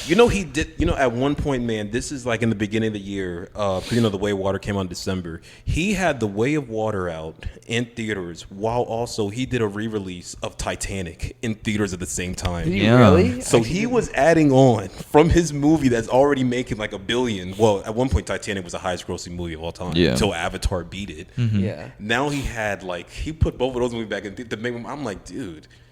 Give it up. Jealous. I'm like, dude, Jesus. He could not set with like, a movie about a guy named Thanos sitting at the top of the box office. Like, I don't think so. You could not live with your own failure. Literally. That's not Did you guys cinema. see The Way of Water? The Way of Water? I never saw it. No, it's sad. I lied to a lot of people being like, I'm such because I'm one of those people, man, like, if it's something that's gonna be hailed as a classic or that has like really highly anticipated, I'm gonna want to go see it because I want to see for myself if it really stands up like that. And when The Way of Water came out, I was watching every trailer like cold nose. I was at work conversating with people. I'm like, yeah, dude, we gotta go see that like an IMAX premiere night. Still have yet to see it. Are you serious? Because I thought you did say at one point like, yeah, man, like that was a pretty good movie. I don't know, you never saw it, dude. If you knew how long, that's hilarious. If you knew how long it took me to go see the first Avatar, you'd be like, then why were you pushing for this movie? That's actually so if a funny. couple of people see this, they're gonna be like, you haven't seen it yet? I'm gonna be like, no. Well, I haven't seen it either. I want to rewatch the first one again so I can just remember what Is it about. on something like a streaming service? I can find it legally. I feel like it might be on I Disney meant legally. Plus. It might be on Disney Plus. Oh, that's right. It is a Disney property. Yeah. Oh, What isn't a Disney profit at this point? This might be a Disney profit for all we know. We'd like to thank our sponsor for this episode. Mickey Mouse Incorporated. Because like I've talked to you about that. Were you like when you watched the first? Because you've seen the first Avatar, right? Were you like super high on it? Because I didn't get the hype behind it. Like when they announced, it was just like innovative for like when it came out. Because it came out what 2001? I'm pretty sure. No, 2009, bro. Oh, really? Yeah. Sorry, 2009. When it first came out, like it was very advanced, like a type of movie that because it was like very cinematography and like the CGI in that movie was phenomenal for 2009. So like everyone loved it because of that, and it was done really, really well. So like that's pretty much it. Why the movie was done so well. See, that's funny to me. People say that it was very innovative in that type of way, but I'm like, dude, Transformers came out 2 years before that, That's facts. Like, And that was phenomenal. I mean, have you too. ever seen a flaming truck turn into a robot? I don't think so. Hey, look, it's the ice cream. Oh my god. Oh my god, is that an ambulance? But like flying? because that's funny because like you and I will like look at something like that because we appreciate like the little details and like editing and everything. Yeah. But like nobody cared about that when that movie came out. Like we appreciate it years after. When nobody cared about what? Like oh, the water is so realistic or something like that. Because like when the second one got announced and everyone was like, oh, he really did it. There's no way they made a second one. I was like, am I missing the first Avatar? It was a good movie, but I was like that. I was kind of confused, man, when I got like old enough to like research things. When I would watch commercials like in between NBA games, and they'd be like, go see Avatar, the highest grossing film of all time. And I remember I was sitting there looking at the commercials of being like, really? Like that? But of course, like when you say with motion cameras and all that type of stuff like that, but also too, a lot of people are fans of it because it's like a metaphor for the environment and how we treat the earth, which is because James Cameron is really big on like global warming and climate change and stuff like that. Wasn't that the first movie they did? Like they started using like mocaps? Yeah, that was the first movie ever that did that, right? I'm pretty sure. Bro, he's supposed to make 3 of those. No, I think he's making like 2 more sequels. Really? Of movies, of The Way of Water. He's written like 7 of them. Yeah, bro, he's written like 7. Like he's already given the studios, I think, the scripts for like 4 and 5, and they've been like, "Yo." What? The original Avatar 2, the one that just came out, bro, The Way of Water, it was originally 7 hours long. And I think they've actually talked about like releasing that at some point on like Disney Plus. They talk about maybe developing it into a TV series or something. But I'm like, dude, why? Well, Disney knows Avatar is a huge money grab because even though, like they made an attraction. Yeah, and I went to that attraction. Yeah, it's a really good attraction. But if I had to go back and wait for it again, I wouldn't have waited. The only reason why I waited for it is because I was with like 6 or 7 other people, so it was fine. Like we waited probably like 2.5 hours, but like it didn't feel like 2.5 hours with like 6 or 7 people we were with, so we were kind of just like fucking around. But if you were by yourself waiting, I would have actually like offed myself at some point. It was so. I ain't waiting for this. It was so agonizing to wait because like. It was so long to the point, like, because you had to go up a building to the top building and then do it and then go all the way down. There was, like, bathroom points you had to go. There was, like, bathrooms. And checkpoints? Yeah, there was little checkpoints for people to go because it's That's one funny. of the biggest attractions at Disney. So, like, they know it's a huge money grab for that. See, man, that's like the circle back around. That's how James Cameron is to me. He has really good camera work and shots. His stories, like, my favorite, I could have put that at my 5th, like, because, he did the Terminator series. Terminator 2, have you ever seen that? I saw the first one. I don't think I ever saw the second. Well, like Terminator 2, like it's where he the Terminator plays a protector now. And Yeah, there's like a yeah. guy who turns like into liquid. I love that movie. So like I traveled to because like you said, I'm big into DVDs and that type of stuff. I drove to Burlington, North Carolina to get that on DVD, bro. Really? I went to a Walmart because they had it in 4K, like the collector's edition, and I was like, yeah, I'm gonna go get this. Which I could have ordered it, but I was like, no, I need it now. But I really love that movie so much in terms of story and action and stuff like that. But like movies like the Titanic that he also did, I'm kind of just like, Yeah. I'm like, oh, I know what's gonna happen here. They're not gonna make it. Yeah. Oh, dead. See, that's another thing too. Like we didn't really talk about, and then we can wrap up here in a minute. Because are you still gonna go to the gym? Yeah. Okay. I guess bro. Because I know you like to, because that's kind of like a dead trade. I feel like people don't really buy DVDs and stuff like that anymore. Yes. Man. So like when you talk about it, I actually think that that's really cool because like some of the boxes actually like they are like collector's items. Yes. Yes. So like some people might look at that. How far away is that? Burlington. Yeah. It's like from here. It was about a good 45 minutes. Oh, okay. I thought it was like an hour or something. No, I didn't travel. I had to go past Greensboro. I was almost in Greensboro. So, but I think that's really cool though because like that's something like super specific that you find like really cool and like enjoyable, and people are like, "What the heck? Why would you do that?" But it's like, girl, do you have Terminator 2 on DVD? So, like, mind you, they're all still in packaging. I'm never gonna open these Oh, yeah. like, and be like, "Oh, watch this." Who has a DVD player? Yeah. Like who? Like I mean, I can put it in the PlayStation, but I'm not gonna do that. But like, it's just one of those things, man. Like I just like having like memorabilia of things that I just really enjoy. Like I have like I said, I have Terminator 2 on DVD.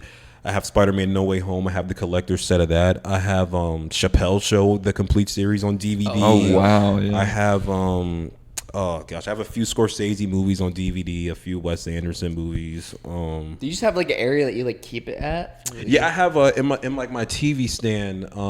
I have them all placed there with like bunch of like with like my record player and vinyls, and like I have like Jay-Z's autobiography there, and like a real movie book, like a savant. Dude, I'm telling you, I don't play. See, when I was younger, my godmother, whenever I went to their house and like my half brothers, they had like this movie room. It was like one of those like nice movie rooms that like had all the shelves of all DVDs. Like she had probably, I would say, like 15, 20 shelves of just all DVD movies. Yeah, like, I love that. And it's amazing because it's like, it feels like an authentic movie room that you can just like get up, choose one. You can sit there for hours watching movies. And like that's what I did when I was younger. I just like walked around, picked a movie, watched it. I think that's kind of how really why I got into watching movies when I was younger. And then I didn't have that anymore because that was back in Texas. So Dude, look at you now. I love being the movie guy that some people just like to come to and be like, so what did you think of that? And I'm like, dude, I just have so much joy in that shit. Like, it's beautiful. It's funnier to me now too. Like if I say, have you seen this movie? You're like, nah, man, I haven't gotten to it. I'm like, what? Like I've seen a movie you haven't? Or like Fight Club, for instance. I was telling Thomas when I was like, yeah, we're gonna watch Fight Club for this week's episode. You're like, you haven't seen Fight Club yet? I found that's the bad part about being that guy. Because when a lot of people's like, oh yeah, I'm gonna go watch oh my gosh, like The Aviator or something for that first time, and in my head I'm just thinking to myself, I'm like, that movie came out in like 15 years ago. You're just now seeing that. What are you? Yeah, you haven't took a lot of years. That's of why I isolation. don't tell you the half the movies I haven't watched. You'd be like, "Hey, man, you haven't watched that movie?" I'm like, "Dude." That's why I was kind of ticked off when you were like, "I haven't been to the movies in years." I'm like, "Bro, I'm sorry." I got an itch. She's like, we're living in the golden age of cinema. What are you doing right now, bro? Are you sure about that? Look at Star Wars. Okay, no, I would not golden age. That was years ago. Not what the MCU is doing right now, but like prime 2016. You know. Last year was a pretty good movie for movies. Oh, that's really funny. But anyway, we could that's why I wanted to have you as a guest, because we could literally talk about movies for hours and hours. Yeah, for sure. And I know you could too, but we even broach like albums, because I mentioned too, like you love music and everything too. Bring me back for that. I was about to say you come back again. We could just do an entire like hour and a half segment too. You should be on on one of our music. like movie music Mondays. Because like that's literally what we do. You just won't be there at 2 a.m. when we record the episode, yeah. Because that's that's prime just your time. fault. You just like choose a random night. Because like, what was it? We watched Fight Club on Saturday, right? Is when we watched it. Yes. Yeah, and we both got back. No, I was back already, and he just got back and was like, "Yeah, I'm gonna go take a nap." I said, "Bro, it's 10 p.m." And at that point, you're just going to sleep. Yeah. Woke back up and said, "All right, let's watch it." I said, "Boy, it's like 12 o'clock. Why we watch it now?" Let's get this bread. He's like, yo, what time I'm is telling it? you, music, movies, TV shows, and it's pretty much my and then if you want to know about like celebrity scandals, I know about that too. Well, that's why, did you know about the whole, we can finish with the Don't Worry Darling, like that whole controversy and everything? Oh yeah, because like the cast was like pissed. You talking about that type of stuff, and the whole thing with like Chris Pine getting spit on, like, that type of shit. Yeah. I remember living through that like on Twitter, just like everyone else. And I watched him actually like last month do like a YouTube video of like memes about himself, and Chris Pine was like, "Man, Harry didn't spit on me. You guys. He's one," and I was like, Chris. Sure he did it. Let's say he did. He still got the stain on his T-shirt or whatever. Like, he didn't spit on me. I'm like, why else would you look down on the stuff like that? But no, man, I would love to be back to talk about like, you know, albums and that type of stuff like that. For sure, because we talked about Frank Ocean the other day and how you're like, you haven't listened. So we'll save that discussion. Fresh off the Coachella set. I was just about to say. I know he performed for day 1 and day 2 at the end of day, like both days, right? Well, it just started, so you know, day 2 he won't perform again until next weekend. Oh, gotcha. But that had me hot because YouTube didn't live stream. It's a bunch. I saw about that. Do you know why he wear headphones whenever he performs? Because I've been seeing that. That's kind of like his thing, I guess, bro. He just do because I don't know because when was the last time he performed live? Oh my god, the last like years ago, 2017. I was about to say he performed a long time ago. He went on a big festival run and then, you know, of course, like disappeared from the earth, like most great creators do. But yeah, man, that's just like his thing. Like he just performs in headphones. He has a real. Even though he's one of the biggest artists in the world, he tries to have like an intimate show, I guess. But dude, I saw clips of that, and I was like, damn, I wish I was there. But then at some point, I'm kind of like, I kind of wish I wasn't, because he didn't really need to perform anything new. Yeah. Yeah. And most of the time, he didn't even really perform. He was just like dancing with the crowd. Yep, pretty much. Well, it's funny because I saw like a meme of him. It was like Frank Ocean reviewing his songs before Coachella, and he's like, "Oh, I said that? I don't remember saying that. What am I even saying in this song?" Dude, I'm telling Because you. he be just saying some random shit sometimes. He's like, "Oh, I can't even like describe what song it is, but like he just saying some random ass shit." And he was like, "I don't remember saying this." Because y'all haven't done a music Mondays, right? Y'all haven't done one on Channel Orange, right? Weren't me and you just talking We about were that? about to. Channel Orange has been one of the suggestions. But One we of the haven't gotten suggestions. to it yet. Okay. Yeah, because you asked me, I think the other day, what's between that or Blonde, which one I like more, and I'm like, brother, how much time do you have? Because different periods of Tyler Sharpe's life. That shit was going on. You said like in high school or whatever, that was like your jab or Bro, something. I'm telling you. I remember when Blonde came out. Me and my friends. That's how bad we were. We got in like our friend's car and listened to it for the first time. And then by the end, I think the album was like an hour or something. Like we just sat in my cul-de-sac, listened to it. And then I remember, because obviously my house is right out there. I was just kind of like doing like the notion of getting out the door, being like, "All right, I'll see you guys at school tomorrow." Oh, that's really funny. Oh, Blonde and Channel Orange are both great albums. I haven't listened to all of Channel Orange, but I've listened to Blonde. Yeah. Phenomenal. But yeah, that's why I love starting this segment and also just like talking to people about it, because like music and movies both just kind of like just make people feel a certain type of way. So, and like in a certain way too, like it just helps you through a lot of stuff too. Like takes your mind off stuff. So Like you said yesterday, it just comes at a certain point in our yeah, life. like our the running joke that we have is like all these albums and like movies that we've been reviewing are coming at like something will happen in our life, and then we'll watch a movie that like reflects it, and we're like, okay, cool. The The world world is is Fight telling us Club. Well, no, Sure, what are you we talking can't- about? we can't talk about What are you it. Oh talking yeah, that's about? right. Oh, y'all did. I know what you're talking about. Come on, man, that's dude. What's Get this that? guy out of here. Bro, I'm not gonna lie. I remember when the first time I watched it, I thought to myself, I was like, "How you gonna get anyone to join?" I'm like, "This is That's terrible." what I was thinking. I was like, bro, this is terrible marketing. How you gonna Yeah. get new members. Yeah. Just not gonna talk about this. Come to find out, everyone broke rule number 1 and 2. Literally. Yeah, we can go ahead and wrap that. Obviously, we'd love to have you back for like albums and stuff like that. If we've seen a love bunch that, more movies man. since then, So but breath of fresh air. I was also thinking about it too. That at one point in time, a couple months ago, yeah, I got a call too. At one point in time, your suite was sitting there, and now you are. So think man. about that. So Life comes full circle. doesn't episode 2 and episode 22. So 20 episodes apart. That's crazy. I think this is episode 23. It might be 23. And that I sound really stupid now, but anyway, whatever. But yeah, so next week will be an album on Monday, and then we'll have to wait and see who will be on Wednesday. Probably another cheerleader, because Okay. they're lined up again. But That's hilarious. But yeah, so thanks everybody for watching. Thank Tyler for being here. Thank you for having me, man. And we will see you guys on Monday. Peace out.